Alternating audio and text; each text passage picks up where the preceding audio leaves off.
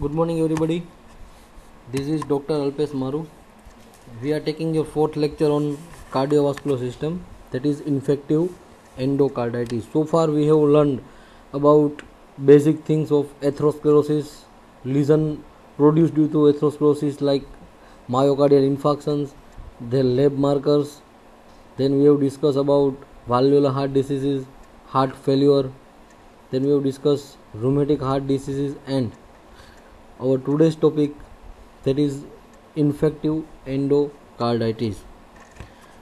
These are the learning objectives. At the end of this lecture, students should be able to discuss and describe etiopathogenesis, morphology and clinical features of infective endocarditis. There are some specific criteria, that is diagnostic criteria of endocarditis. Students should be described what is carcinoid heart disease and various vegetations that produce endocarditis. So these are the learning objectives from the today's topic. Start with the definition. What is infective endocarditis? See, it is the serious infection characterized by colonization or invasion of the heart valves or the mural endocardium by microbe. So it is basically endocardial lesion affected by microorganism, and that leads to characteristic friable infected vegetations, and that going to frequently injure the valves.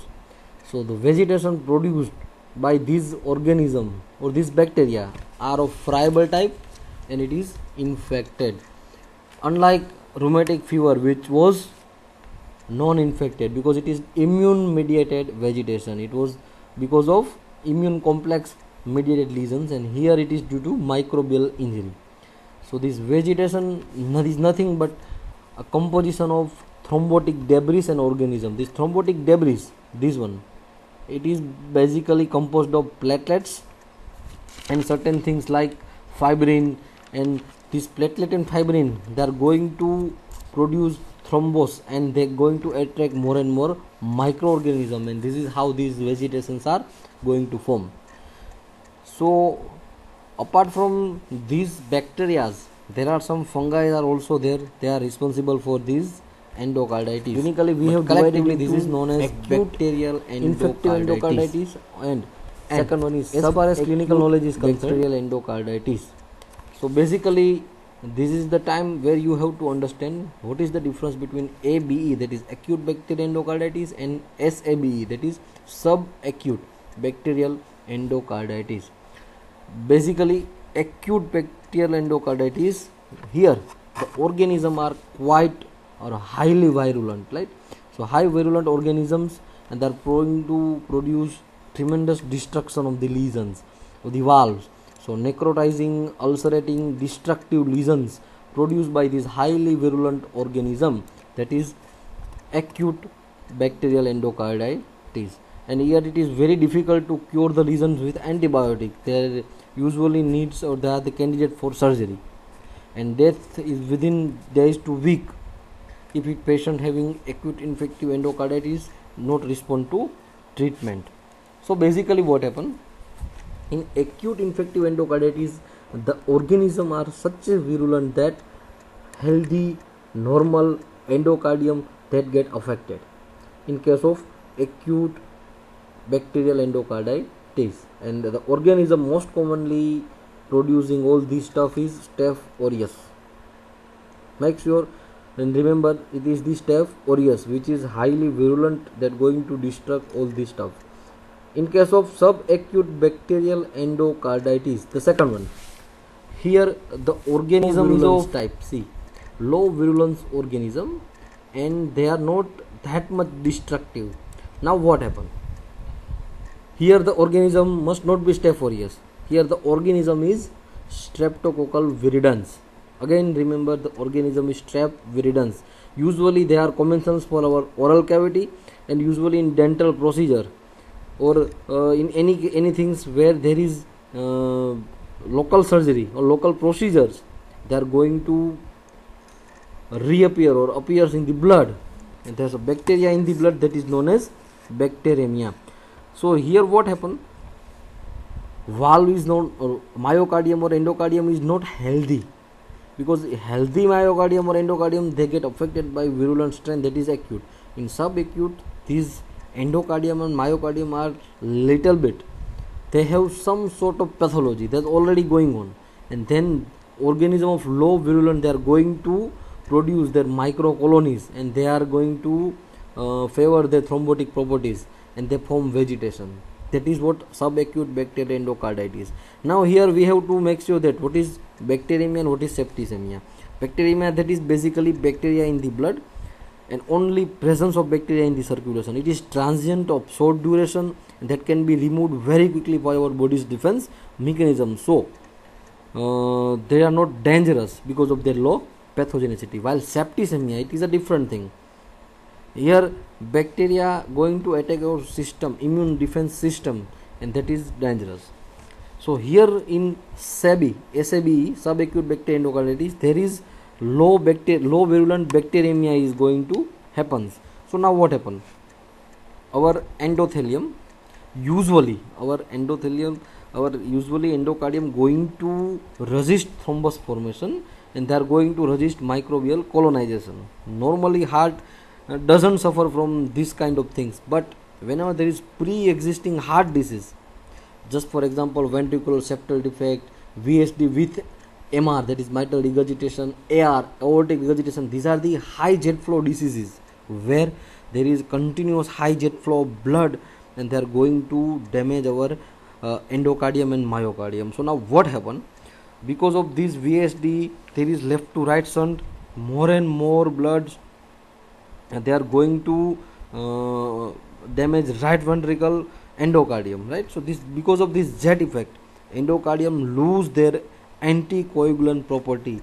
As I already told you, our endocardium usually resist thrombus formation, but due to this high jet effect, what happen? Our endocardium loses their anticoagulant property, and they become more procoagulant. So more and more bacterial colonies, so first of all more and more platelets get adhered or strict to this endocardium, then there is localized fibrin deposition, again more and more platelet get attracted, and these platelet release some granules and form microthrombi. Now this microthrombi attach more and more, or we can say cultivate more and more bacterial colony. So this is ultimately we have result in vegetation formation, and very important thing is they are well protected from antibody and complement mediated lysis. So we can say organism gets settled in this particular interface of the endocardium. So this is how pathogenesis of bacterial endocarditis and subacute bacterial endocarditis going to happen. Is it clear now? Next.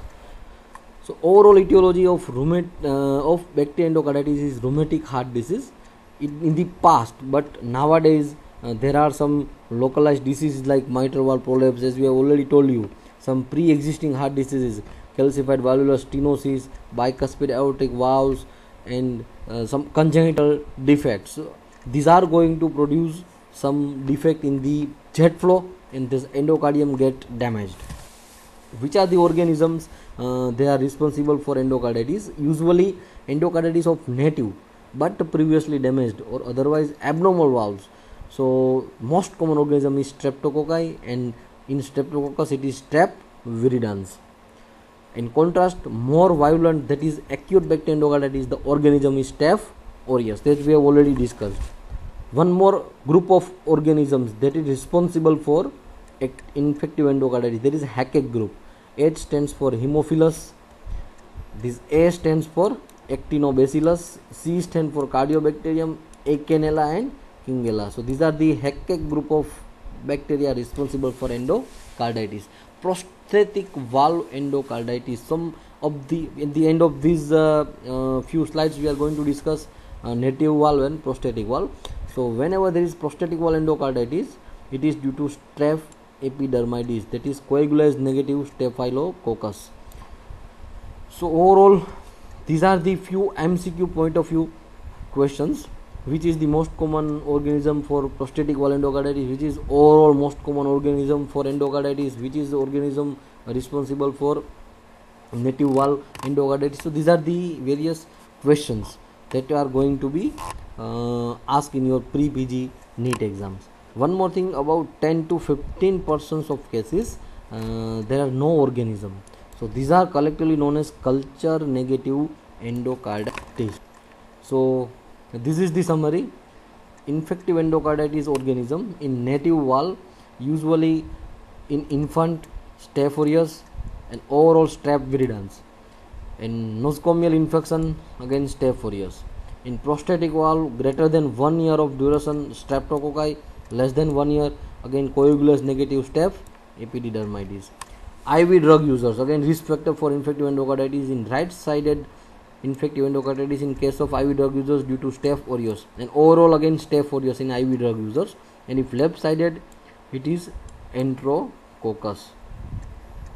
So this is the list of organism which is responsible for infective endocarditis. Again I repeat, for native valve and overall Staph aureus, community acquired Streptococci. Prostatic valve less than 1 year, coagulase negative Staph epidermidis, greater than 1 year, Streptococci. IV drug users, overall Staph aureus, particularly right side Staph aureus and left side Enterococcus. So this is the schematic diagram of organisms responsible for endocarditis.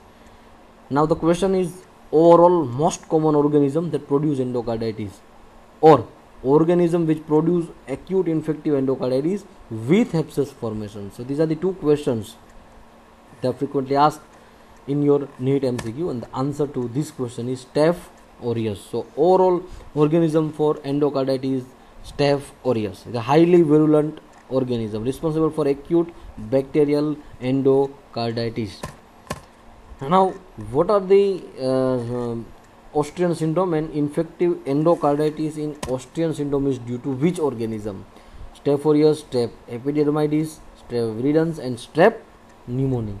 The answer to this question is streptococcal pneumonia. Now what is Austrian? So it is also known as Osler's triad. See, it is also known as Osler's triad and characterized by pneumonia, meningitis and infective endocarditis. So this is the triad for Austrian syndrome, and the organism here is streptococcal pneumonia. Next question, which of the following cardiac lesion is at highest risk of occurrence of infective endocarditis? This is indirectly asking about which are the predisposing heart lesions that get produced infective endocarditis. The lesions are ASD, that is again congenital heart disease, MVP, mitral valve prolapse without regurgitation, AR and MS. See, I have already told you the lesions which going to produce high jet flow, like in case of VSD, like in case of valvular regurgitations, particularly mitral regurgitations. So that is mitral valve prolapse with regurgitation or aortic regurgitation. These are the things where high jet flow is there and they are going to produce damage to endocardium, and then there is colonization and microorganisms are going to repeatedly produce the lesions. But here in the options we don't have mitral regurgitation because the B option is MVP without regurgitation. ASD again not high jet flow. MS again not the lesion with high jet flow. The option remaining is aortic regurgitation. Answer to this is AR, because these are the reasons of high pressure jet airways, right? So MVP with MR, if in the option is given, then the answer is MVP with MR. If it is not in the option, then the answer is aortic regurgitation. So now morphology, how this vegetation looks like. Grossly they are friable, bulky and potentially destructive vegetations. They contain fibrin or inflammatory cells and bacterial colonies around the heart valves. Usually aortic and mitral valves are the most common affected valves, and usually right heart may also be involved, but it is in case of IV drug users, as we have already discussed. So now vegetation continuously going to erode the valve, and this colony they are going to produce abscess formation, as in case of Staph aureus infection. So this is collectively called ring abscess, and these thrombi they are going to emboli, or the vegetation shedding out, right, and lead to sequels such as septic infarct, or we can say mycotic aneurysm. So what is mycotic aneurysm? So it is nothing but infective endocarditic vegetations going to emboli and produce septic infarct. So this is the gross vegetation picture, right? Again here you can see, and this is the microscopic images. See, these all are abscess, microscopically characterized by polymorphous infiltration. So inflammatory infiltration all over the myocardium or endocardium tissues, and these are the some of sort of necrotic areas. So necrosis, inflammations, and we have culture, and that shows microorganism colony. So this is how infective endocarditis morphologically present with. You can see this is the vegetation. These vegetations are large, bulky, and irregular. Usually they are around the wall cusp. So this is vegetation of infective endocarditis. Gross photograph. So far we have discussed about what is endocarditis, what is acute bacterial endocarditis, what is subacute bacterial endocarditis, and which are the organisms responsible for infective endocarditis, and we have discussed about a few things regarding this gross and morphology. Now we have specific diagnostic criteria, that is known as Duke's criteria. As in case of rheumatic fever, we have modified Jones criteria, but here we have modified Duke criteria. So there are again major criteria, minor criteria.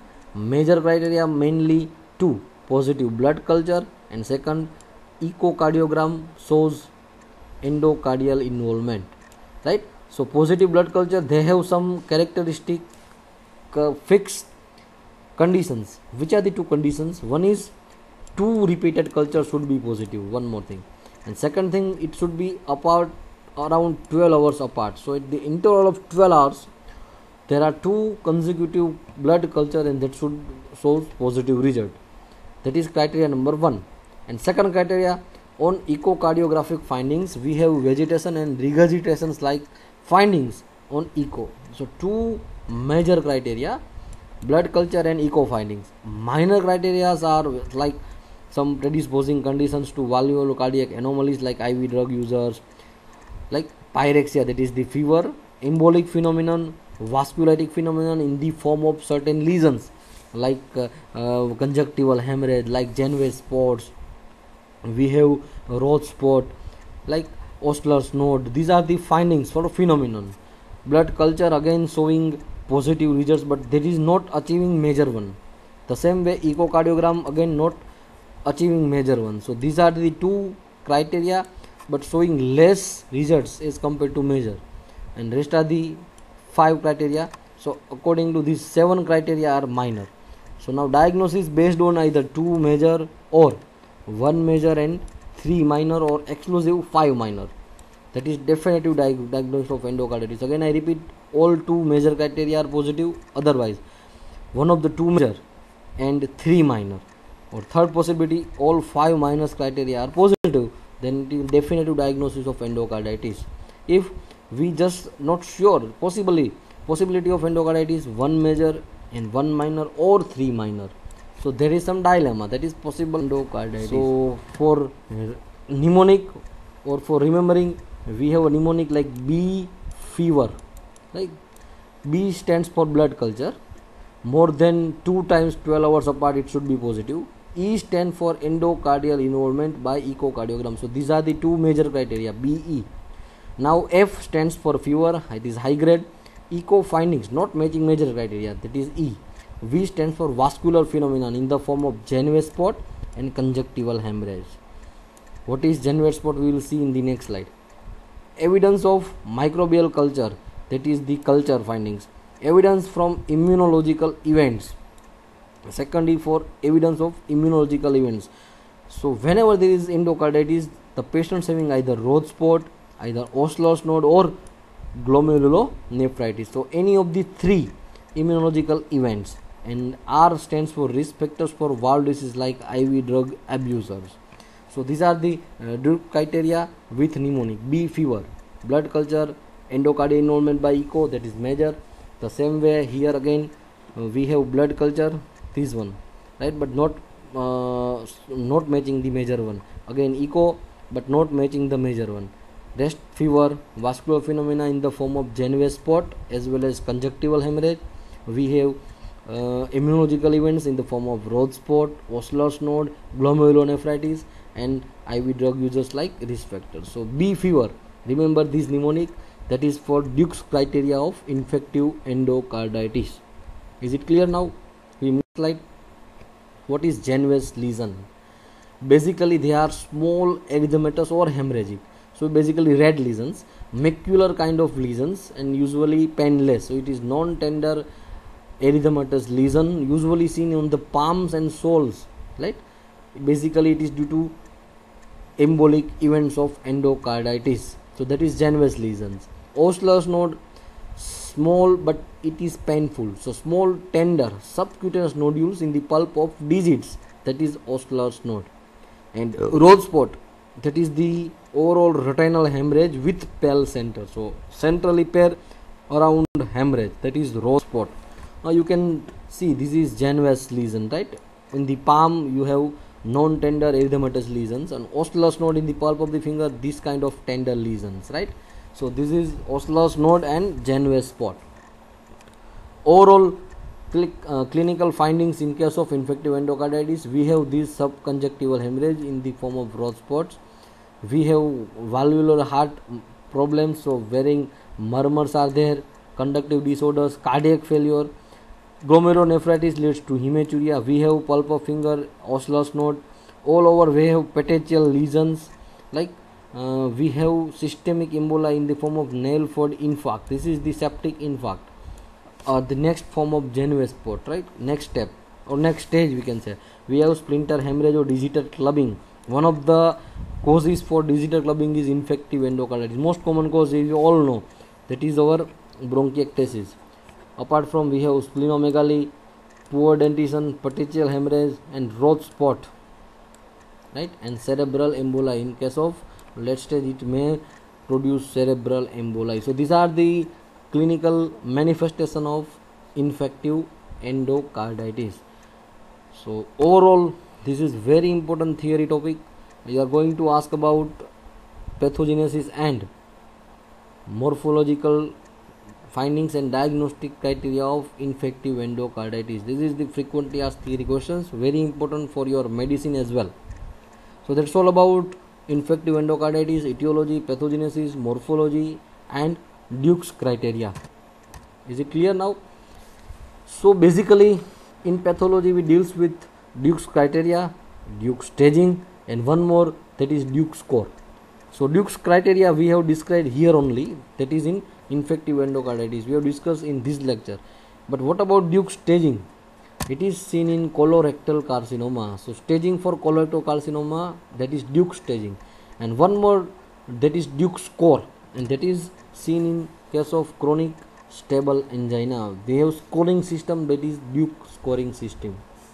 So now that's all about infective endocarditis and all the criteria. Now we have certain non-infected vegetation. So they are collectively known as sterile. Two most common example, one is NBTE, non-bacterial thrombotic endocarditis. So there is nothing to do with bacteria or organism, so it is sterile. And second one is infective endocarditis of SLE, that is also known as Liebman-Sack endocarditis. So systemic lupus erythematosus having endocarditis, and that is known as sterile or non-infected endocarditis. So first of all discuss about NBTE, that is non-bacterial thrombotic endocarditis. Here there is a small and sterile thrombi. Again I repeat, small and sterile thrombi. So along the line of closure, very small friable thrombosis, or we can say vegetation. They are of sterile, so there is such no bacteria in the lesions, and they are usually having blend thrombi and loosely attached to the wall. The vegetations are again non-invasive and do not inflict any inflammatory reactions. Thus the local effect is not that much important, but they are the potential source of systemic embolizations, and they are produce infarction in the brain or heart or elsewhere else, right? So that's why we have cautiously diagnosed these NBTE, and this is the vegetation, small friable vegetations of NBTE. So often it is encountered in debilitated patients, those who have cancer, sepsis, low immunity.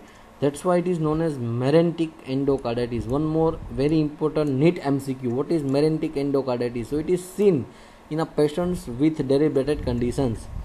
So it frequently occurs concomitantly with DVTs, pulmonary embolisms, or things where hypercoagulable states. So all conditions like cancer, sepsis, or hypercoagulable states, this NBT is quite common and also known as meningitic endocarditis. Now we start a case.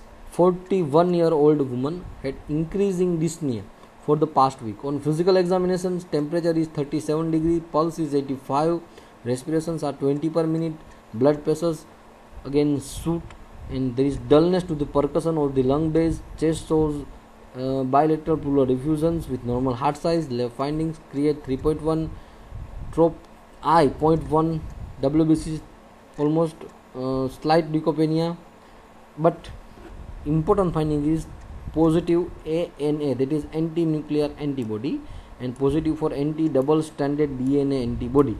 So which of the following cardiac lesion is most likely to be present in these patients? The options are calcific aortic stenosis, rheumatic verrucous endocarditis, non-bacterial thrombotic endocarditis, and Liebman-Sack endocarditis. And as you all know, this ANA and anti-double stranded DNA antibody positive means the patient having SLE, that is systemic lupus erythematosus, and the answer to this question is Liebman-Sack endocarditis. So what is Liebman-Sack endocarditis?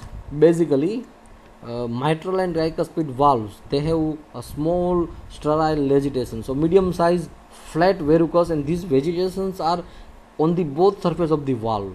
So this is known as vaulty or verrucous lesions on the both surface, or again we can say these sterile and pink color vegetations, that is known as Liebman-Sack vegetations or vegetations of infective endocarditis in SLE. So histologically they are looks like fine granular and eosinophilic body, sort of we can say hematoxylin bodies like structure, and they are nothing but homogeneous remnant of nuclei that is damaged by these anti-nuclear antibodies. So these histologically looks like hematoxylin bodies. Like, this is very important MCQ. The only vegetations showing hematoxylin bodies on H&E, the answer to this is Liebman-Sack endocarditis. So now these are the summary or comparison of various vegetations that for going to produce endocarditis. This is vegetation in case of rheumatic heart disease, and we can say this is small firm and friable vegetation along the line of closure. Now in case of infective, it is large and bulky, this kind of irregular on the valve cusp or mural endocardium, this is infective endocarditis vegetation. In case of NBT, this kind of small friable vegetations along the line of closure, this is sterile or NBT kind of vegetations. And this is SLE vegetation, Liebman-Sack vegetations, again medium size flat verrucous like lesion on the both side, outer and inner side of the valve cusp. So this is about Liebman endocarditis. Same things I have discussed here, right? So that's all about all different kind of vegetations and various important thing on NBT and other sterile endocarditis. So now very important topic for your pre-PG, that is carcinoid heart disease. Most of the time MCQs may ask on this topic. As far as pathological theory is concerned, important topic is infective endocarditis. Various different type of vegetation is very important viva questions. And now this is for MCQ. What is carcinoid heart disease? It is the cardiac manifestation of the systemic syndrome caused by carcinoid tumors. Usually carcinoid tumors are most commonly seen in our GI tract, right? So any GI carcinoid, these carcinoid tumor are basically along deals with our vasoactive amines, serotonins and all the things, and they are produce typical neuroendocrine of pattern. These carcinoid tumors have some systemic manifestation and particularly cardiac manifestation. This is known as carcinoid heart disease, and particularly they are going to involve endocardium and valves of the right side of the heart, because most of the vena cava, due to carcinoid, these vena cava are going to flush in the heart of the particularly right atrium. That's why right sided heart are commonly affected. And the syndromes or symptoms are flushing of the skin, cramps, nausea, vomiting, and diarrhea. These typical GI symptoms: nausea, vomiting, diarrhea, flushing skin. This is characteristic of carcinoid syndrome. So now what happens? Usually cardiovascular lesions associated with carcinoid syndrome are having a typical fibrous thickening of the endocardium. So this is firm plaque-like thickening, and the most commonly involved valve are tricuspid and pulmonary valve. So there is particular valvular thickening and fibrosis due to carcinoid heart diseases. Now what happens? Usually these local bioactive mediators in case of carcinoid syndromes, they are released locally and through portal circulations. They are readily metabolized in the liver. So usually they are not rich in the heart, but whenever there is some extensive hepatic metastasis or some liver pathology, they are directly drained into inferior vena cava, and they reach or they escape this portal system and directly lead to the heart. So this is how carcinoid metabolites reach to the heart, and this, after reaching to the heart, they have produced certain cardiac manifestation in the form of valvular fibrosis. So usually again restriction of these cardiac changes to the right side is explained by inactivation of these both serotonin and bradykinin during the passes through the lung.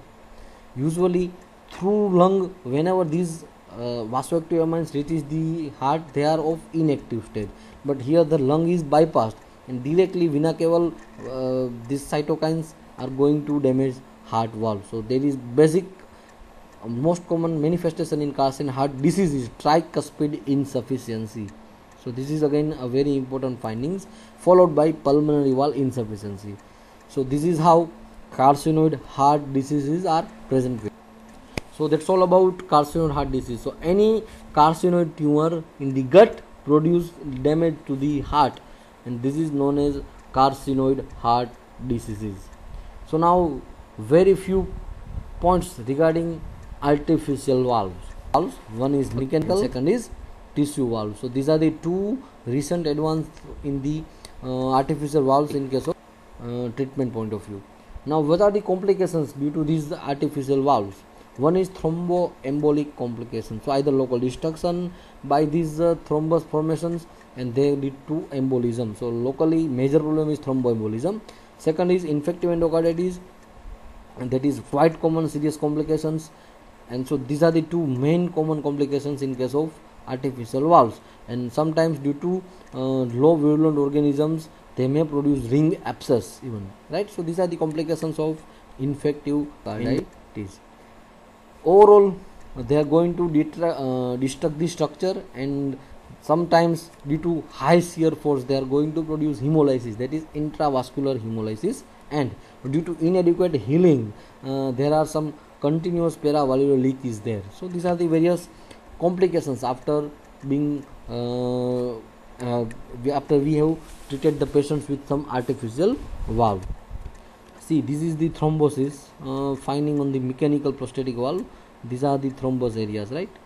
These are the thrombotic areas, and this is what we have seen calcified areas. So the calcification on porcine or bioprosthetic heart valves. So these are the various complications of artificial.